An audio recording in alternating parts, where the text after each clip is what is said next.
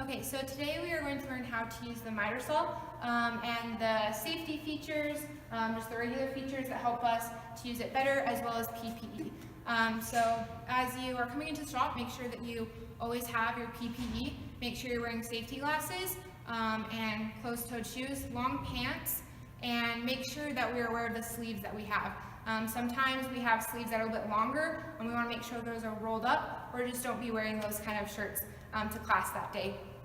We also want to make sure that if you are a girl, you have your hair pulled back in a ponytail or a braid or something. We do not want it even getting close to the blade, as well as jewelry or other things like that. Let's make sure that we leave those in the classroom before we come to lab.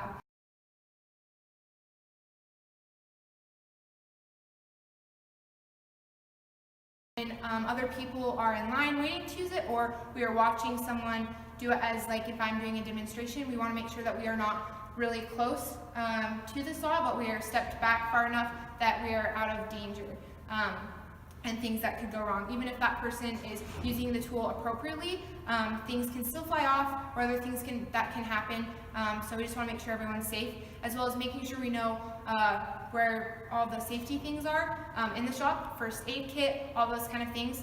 Remember where those are located when you first walk in by that door. So let's go over the features and the safety features of the saw. So first of all, this is the saw blade guard, and this just moves up and down when we are moving the saw, and it just keeps it protected so the sharp pieces are covered, keeps us from hurting ourselves, and we want to just be always aware that that's down and ready to go before we ever use it. Back here we have the little bag that is supposed to catch most of the dust that comes, and that's just going to keep us safe, making sure that nothing gets under our safety glasses, or we don't want to be breathing that a lot. So just making sure that our tool is being used appropriately and that all of the features and safety features are working properly before we use it. Down here is a cool tool that we have, and it just keeps the wood that we're cutting, if they're long, level, so that when we have it up by the blade, it's not bouncing around, it's not falling, and it's just keeping us and the tool safe. So this, you're just going to twist it this way to move it up closer. If you have a longer piece of wood, or slide it back this way, and it's pretty simple. You're just going to screw it in like that, and I'll show you how that works.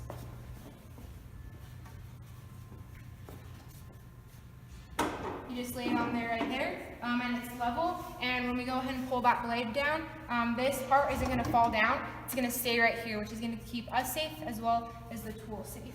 So that's a good feature to be aware of.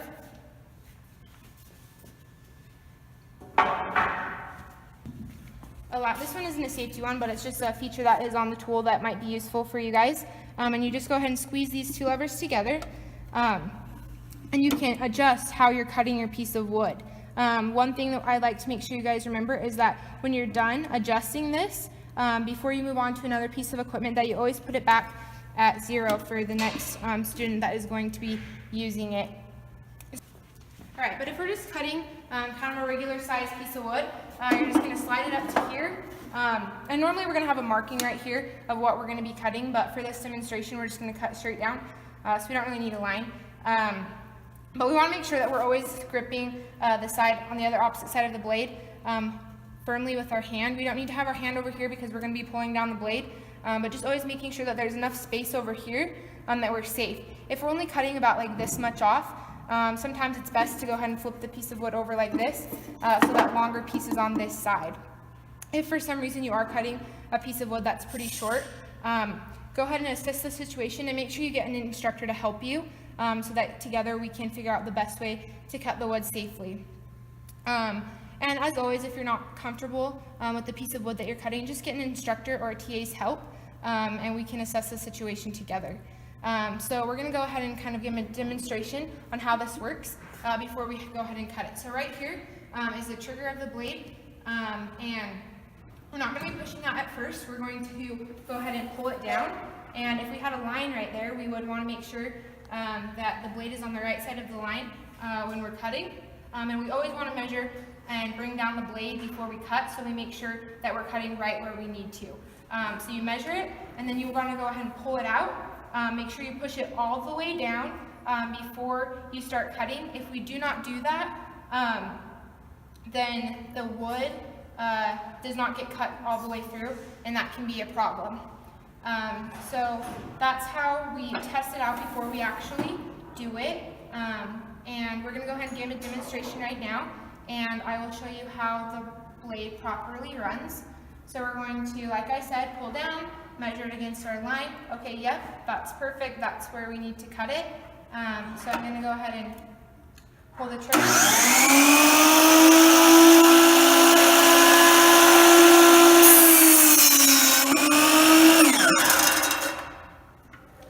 Pull back up, and we want to make sure that after we cut, we release the trigger and we let the blade stop all the way before we pull it back up.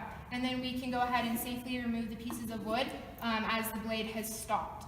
And that is how you use the saw.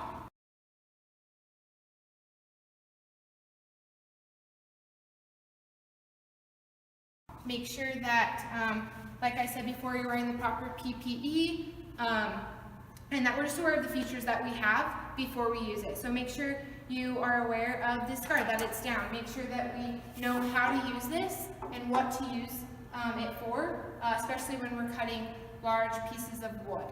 Making sure that we know of all the features that are on here, the proper PPE, and again, like I said, do not hover over other students when they're using it, and that's how we're all going to be safe, be able to use the tools that are in the shop, and be able to finish our projects.